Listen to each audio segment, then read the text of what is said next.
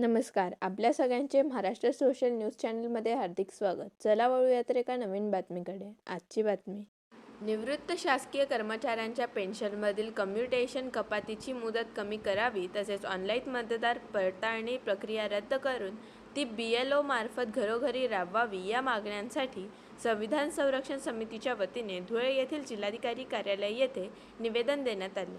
मुख्यमंत्री आणि राज्यपालांच्या नावे देण्यात आलेल्या या निवेदनात पेन्शन कपातीची 15 वर्षांची अट कमी करून 11 वर्षे 8 महिने करण्याची तसेच मतदार पडताळणी प्रक्रिया पारदर्शकपणे राबवण्याची मागणी करण्यात आली.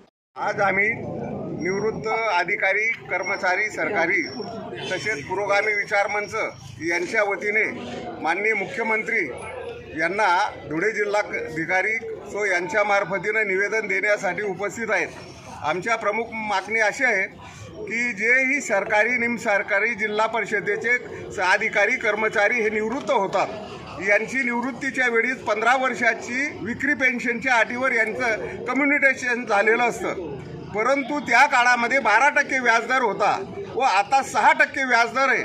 या संदर्भात माननीय सुप्रीम कोर्टामध्ये खाजगी पिटिशन दाखल केले असता सुप्रीम कोर्टाने 11 वर्षे 8 महिन्यामध्ये व्याजासह मुद्दल विक्री पेन्शनची परतफेड झाल्यामुळे यांची विक्री पेन्शन वसुली थांबवण्यात यावी असे आदेश केलेले आहेत. त्याला अनुसरून माननीय ट्रिब्युनल, महाराष्ट्र ॲडमिनिस्ट्रेटिव्ह ट्रिब्युनल म्हणजेच मॅट, नागपूर बेंचने सुद्धा लेखी आदेश केलेले आहेत. परंतु सरकार या संदर्भात शासन GR परिपत्रक काढत नाही. कारण प्रत्येक कर्मचारी अधिकाऱ्यांच्या मागे शासनाला कमीत कमी 5 ते 7 हजार रुपये फुकटचे मिळतात. त्यामुळे त्या कर्मचाऱ्यांचं नुकसान होतं आणि त्यावेळेस हे संपूर्ण कर्मचारी 70च्या पुढचेच आहेत. यांना व्याधी अनेक असतात, हृदयविकार, BP वगैरे अशा अनेक व्याधी असल्या कारणामुळे यांचा वैद्यकीय खर्चसुद्धा त्या पेन्शनमधून भागत नाही. त्यामुळे सरकारने ही विक्री पेन्शनची जी अट आहे यासाठी 11 वर्षे 8 महिन्यानंतर विक्री पेन्शन कम्युनिटेशन हे रद्द करावं. यासाठी शासनाने स्वतंत्र GR किंवा परिपत्रक काढावं.